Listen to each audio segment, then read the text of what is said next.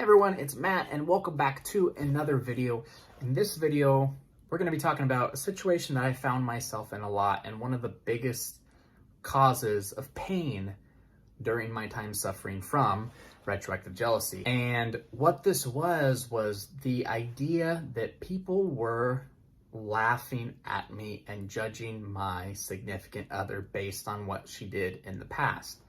And part of the reason I believe I suffered from retroactive jealousy so much was because I was worried what other people were going to think or say about my significant other if they were to find out about their past.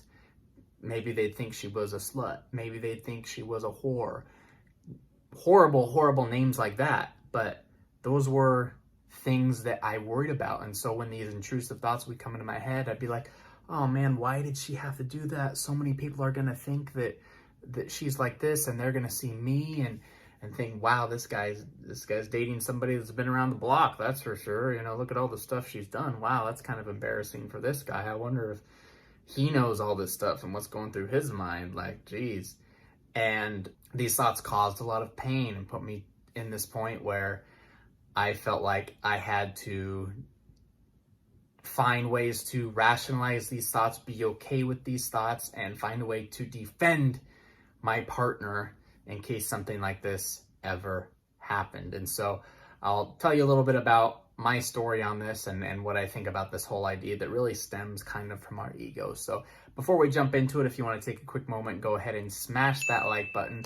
This will help with the YouTube algorithm and getting this video out to more people that need to see it. And also, please subscribe to the channel if you have not done so already. You can click the notification bell icon and be alerted every time I post a new video. And please check out the links below to my Retroactive Jealousy 7-day accelerator program, as well as links to the Facebook group on Retroactive Jealousy, where you can discuss with other retroactive jealousy sufferers and overcomers your own story and questions you might have. They'll be there to help you out. So again, for me, when I was suffering from retroactive jealousy, and this might be you too, but I always thought that people were making a mockery of my partner and her past. Like, I didn't want my partner to be negatively judged by other people, or people see me and think that, wow, look at this guy, you know, dating this girl who's done all this with in her past, and you know, he must be so embarrassed to be a part of her life and see all these things, or be dating somebody like that. And those were thoughts that came up a lot, and I felt like I had to find the answers to them and find legit responses to them so I could be on my toes anytime somebody approached me with a question about it and I had to answer. I'd even find myself in normal situations where just a friend of mine was over and asked, you know, oh, hey, you know, when's the last time your girlfriend, you know, dated someone, or how many months before she broke up with her last one did she date you? You know, just a common question. And I just remember always being defensive, like, oh, well, she, she dated a guy for a few years and broke up with him. And then, you know, maybe just saw a few guys in between them, and, you know, just a little bit. And, but yeah, eventually she met me, and yeah, all's good. And they'd look at me like, okay, well, I didn't ask about the guys in between. I was just curious if she had a boyfriend like before you, you know. So like, I dig myself in this hole and think that I had to justify things before anybody, you know, even asked me about them. And here's what I realized is, like, this is all an ego trip. Like, this is, again, your ego trying to protect yourself. As again, the ego is big like that, and trying to make bigger deals into things that actually are, or perceiving things as much worse as they are, perceiving that people are talking behind your back, perceiving people know things that you don't know. You know, ego doesn't want to feel vulnerable. It doesn't want you to put yourself out there. It doesn't want you to be embarrassed or ashamed or anything. It's just trying to protect you at all costs. So it makes up these stories and these thoughts in your head, so you have you can fight back, or have, you know, ammunition to fire back if someone brings this up or asks it, you know, a deflection shield, something like that, so the pain doesn't feel so bad. But here's the thing, guys, nobody cares. Sorry if that hurts. Hopefully it doesn't. Hopefully that's a revelation, but nobody actually cares about your partner's past. I'm serious. Nobody cares whatsoever. And if somebody were to really care, like really have an interest in your girlfriend, boyfriend's past, whatever it is, they're weird.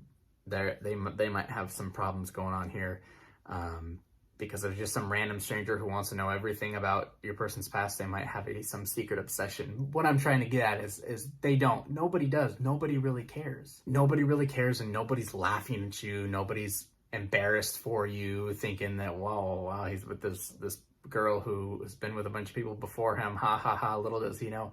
Nobody sees it that way. Like, do you see it that way? I know I don't. When I see my friends, girlfriends, boyfriends, husbands, wives, I don't sit there and think, wow, that person's really nice, but I wonder how many people they slept with before they met him. I wonder how many one-night stands they had before this. I wonder, that's just weird. That doesn't happen. And this idea, again, stems from ego, but it also stems from your own self-esteem, your own self-insecurities and things like that. That's a big insecurity problem. When you think that people might want to know this stuff, or you'll feel ashamed of this stuff, that stems from insecurity more than anything. So that's something to look inside yourself and work on that a little bit. Work on your self-esteem and understand that no one's laughing at you. Like, that's just such a silly thing to think. And I think back now and how that used to drive me absolute bonkers, absolute insane, that I feel like I'd have to justify everything in her past, that I want to know everything that happened, so I had an excuse if someone else brought it up so no one could perceive her in this bad light. But nobody's perceiving her bad. Nobody's perceiving him bad.